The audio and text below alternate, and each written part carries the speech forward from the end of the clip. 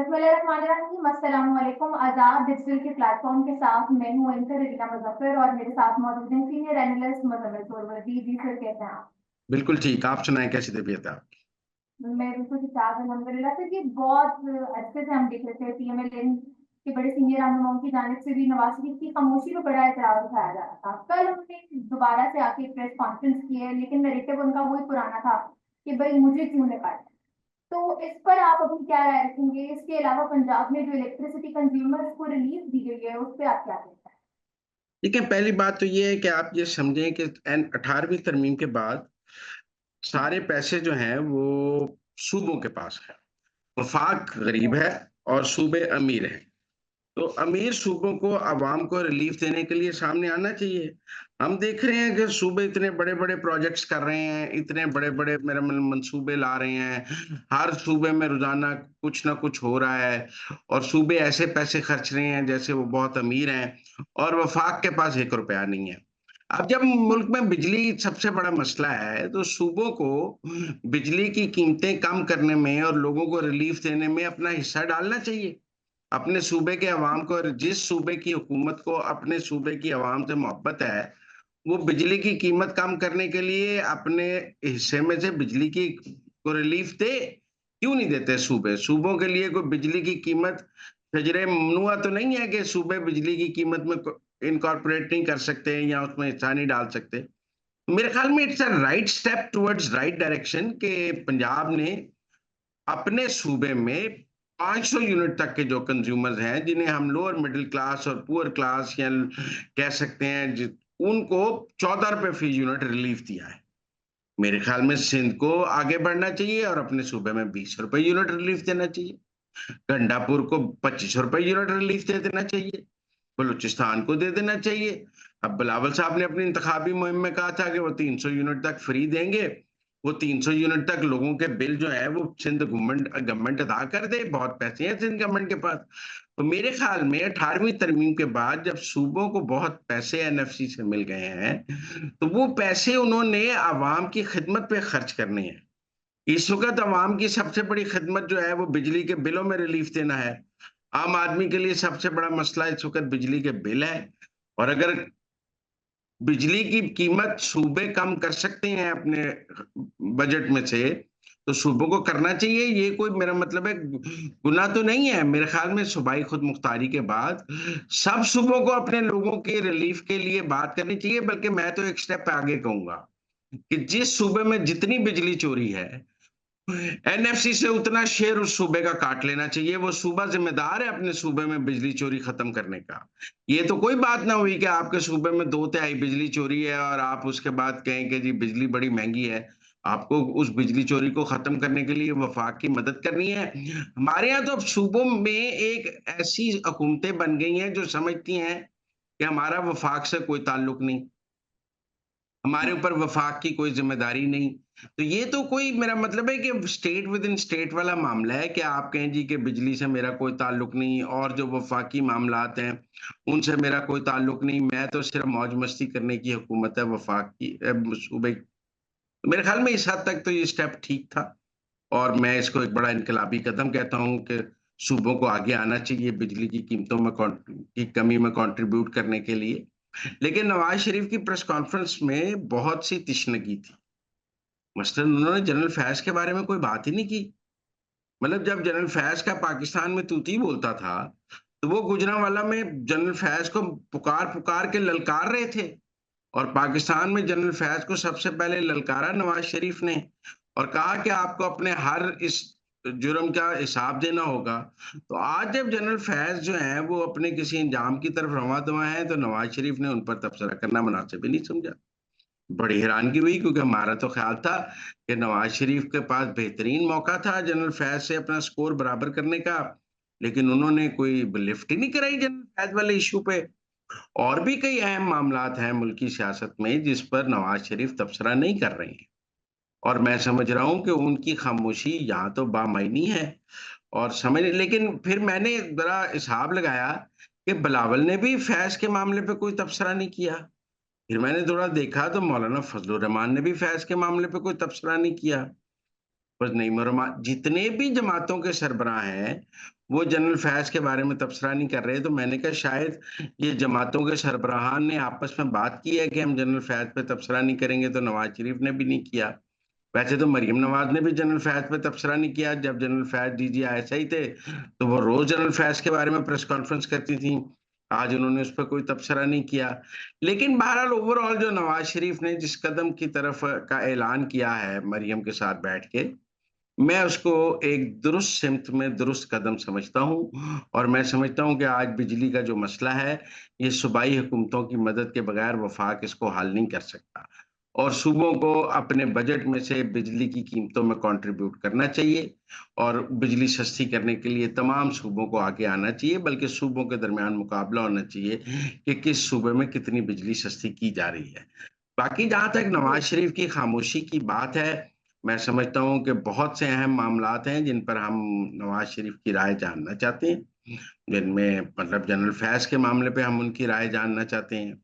जन तो वो उन्होंने इस वक़्त जो करंट टॉपिक है, लेकिन उन्होंने इसके ऊपर कोई बात नहीं की है। फिर साकिब निसार की जो आजकल बात हो रही है जनरल फैज़ के साथ रैकेट की, उस पर भी उन्होंने कोई बात नहीं की है। तो मैं उम्मीद करता हूँ कि वो अगले चंद दिनों में इन मामलात पर बात करें क्योंकि हम उनका मौक़िफ़ सुनना चाहते हैं इस टॉपिक पे। उनकी खामोशी जो है वो मानी-ख़ेज़ भी है और समझ से बालातर भी है। ठीक हो गया। सर हमारे का रेज़िग्नेशन आ गया है। तो क्या आप उसको पीटीआई का कोई रूटीन मैटर समझते हैं या इससे बढ़कर ये कुछ था, जो चल मेरे रहा है? माद अज़हर भी जनरल फैज़ का प्रोजेक्ट थे।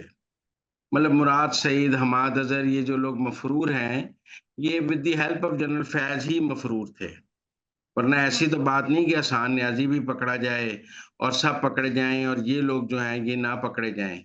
तो हमाद अज़हर जो हैं वो जनरल फैज़ ने ही उनको छुपाया हुआ था और वो जनरल हाँ, फैज़ का ही स्ट्रैटेजिक एसेट हैं। मेरे ख़्याल में पीटीआई में से जनरल फैज़ को माइनस कर दिया जाए तो हमाद अज़हर भी माइनस हो जाएँगे। क्योंकि उनकी भी सारी सियासत जनरल फैज़ के इर्द-गिर्द ही घूमती है और वो जनरल फैज़ के ही बगल बच्चे समझे जाते हैं और मेरे ख़्याल में उनको ये नज़र आ गया कि आगे उनके लिए जनरल फैज़ के हवाले से मुश्किलात आएँगी और जनरल फैज़ का जो नेटवर्क टूट रहा है और उसमें जो कनेक्टिविटी लोगों की आ रही है, उसमें हमाद अज़हर का नाम भी आने की बात है। और मुझे लगता है कि उन्होंने प्रीएम्प्ट किया है अपनी मुश्किलात का, तो उन्होंने एक किस्म की एस्टेब्लिशमेंट को सिग्नल दिया है कि मैं पीटीआई छोड़ सकता हूँ और आप मेरे से बात करें। तो ये पहला उन्होंने स्टेप फॉरवर्ड किया है और एस्टेब्लिशमेंट को अपनी तरफ से एक ऑफ़र कराई है कि मैं छोड़ पर सकता हूँ। इस इस रिज़ाइन के बाद कल उनका एक वीडियो मैसेज भी था, जो नवाज़ शरीफ की प्रेस कॉन्फ्रेंस के बाद वायरल हुआ था। और फिर वो तनकीद का निशाना ही बना रहे हैं इस प्रेस कॉन्फ्रेंस को। तो फिर आप उस वीडियो पैगाम मैसेज को किस तरह देखते हैं कि एक तरफ वो रिज़ाइन कर रहे हैं, फिर वो आईनी हाथों से ले रहे हैं पीएमएलएन को। तो फिर व्हाट ये इज़ दिस? तो फिर आप कहेंगे फवाद चौधरी ने भी नवाज़ शरीफ के खिलाफ ट्वीट किया है। भई इन सबको ये हुँ, तो पता है कि ये पीएमएलएन में दोबारा वापस नहीं जा सकते। तो इन्होंने ठीक है। सियासत तो एंटी पीएमएलएन ही करनी है। लेकिन अब इनकी हुँ, मुसीबत ये है कि ये पीटीआई की सियासत भी नहीं कर सकते और नून में भी नहीं जा सकते। ये बेघर सियासी तौर पे बेघर बच्चे हैं जिनके पास कोई घर नहीं है, जिनमें फवाद चौधरी भी है, हमाद अज़हर भी है। अगर ये पीटीआई छोड़ते हैं तो मरते हैं, पीटीआई में रहते हैं तो मरते हैं। इनके लिए पीटीआई में रहना भी मौत है, पीटीआई छोड़ना भी मौत है। इनके लिए दोनों तरफ सियासी मौत है। मैं सियासी मौत की बात कर रहा हूँ। क्योंकि अगर ये जी, पीटीआई में रहते हैं तो इनको पता है इनके लिए बड़ी मुश्किलात होंगी। इसीलिए आप देखें फवाद चौधरी साहब ने भी एक तरफ पीएमएलएन को नवाज शरीफ को आड़े हाथों लेते हैं, साथ-साथ वो पीटीआई की भी बैंड बजाते हैं। मसलन वो जो पीटीआई के हम एंटी फौज नैरेटिव है उसको भी डिफ्यूज़ करते हैं। तो मेरे मतलब दोनों तरफ विकेट के खेलने वाले लोग हैं और मुझे हमाद अज़हर भी आगे चल के फवाद चौधरी वाले रोल में नज़र आते हैं। ठीक है। सर अभी आज से 2 दिन पहले मीडिया टॉक में इमरान खान ने जनरल फैज़ हमीद के बारे में कहा है कि वो एक एसेट है। जबकि वो मौजूदा जो आर्मी की क़यादत है और जनरल बाजवा हैं, उनके खिलाफ मुहिम चलाते हुए हमें अभी तक स्टिल दिखाई दे रहे हैं। और ये भी बातें जो एसेट उनको कह रहे हैं जनरल फैज़ हमीद को, आइदर कि जनरल फैज़ हमीद जो है वो तो अपनी चीफ ऑफ आर्मी स्टाफ बनने के लिए पीएमएलएन की क़यादत के साथ जो है वो मुलव्वस पाए जाते हैं। तो आप फिर इस पर अपनी क्या राय है? मेरे ख़्याल में जब वो आर्मी चीफ़ बनने की जो कोशिश कर रहे थे, वो इमरान खान की मर्ज़ी से कर रहे थे। और उन्होंने इमरान खान को ये कहा होगा कि मैं ज़रा नून को चक्कर दे के आर्मी चीफ़ बन जाऊँ तो हूँ तो मैं आपका ही। तो आप मुझे नून को चक्कर देने दें और मुझे नून को अपनी वफ़ादारी का यकीन दिलाने दें, मैं बन गया तो मैं हूँ आपका ही। तो मैं वो जो नून के साथ प्ले कर रहे थे, जो वो नून को अपनी वफ़ादारियों का और कस्में और वादे और माफ़ियाँ माँग रहे थे नून से, आर्मी चीफ़ बनने के लिए, वो इमरान खान की मर्ज़ी से कर रहे थे, जो बात अब बिल्कुल ही समझ आती है कि जब ये बात समझ आ गई है कि वो आर्मी चीफ़ बनने के लिए नून के कदमों में बैठे हुए थे, तो फिर इमरान खान उनके इतने हामी क्यों हैं? इमरान खान इसका मतलब है वो गेम जो जनरल फै क्योंकि जनरल फैज़ के बारे में आप एक बात समझें, पाकिस्तान की जो पॉलिटिकल लीडरशिप है, उसको जनरल फैज़ से एक ही मसला था कि जनरल फैज़ जो थे वो झूठ बहुत बोलते थे।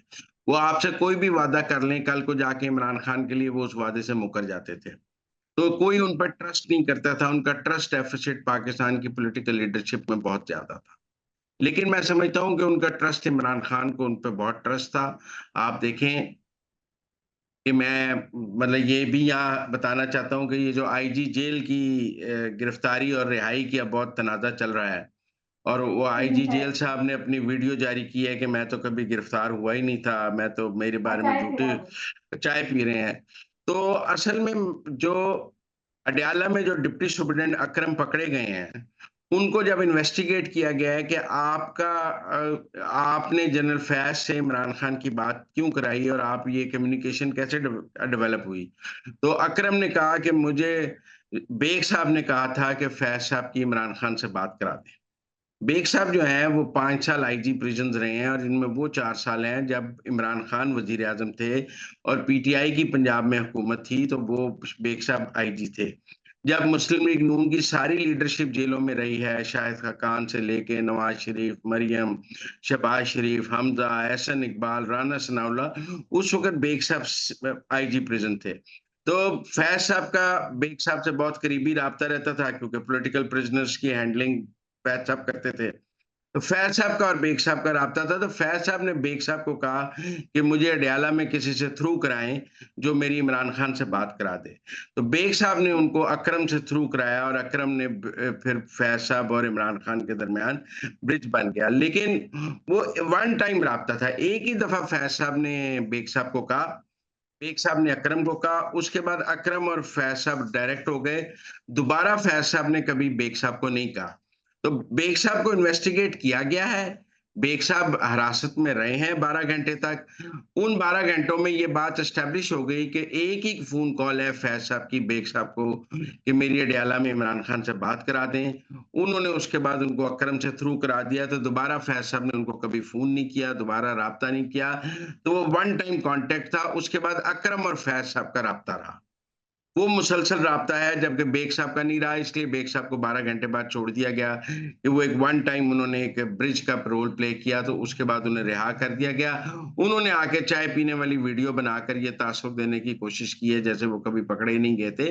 पाकिस्तान का पूरा मीडिया बेवकूफ़ नहीं है कि वो कह रहा था आप पकड़े गए हैं, आप वाक़ई पकड़े गए थे।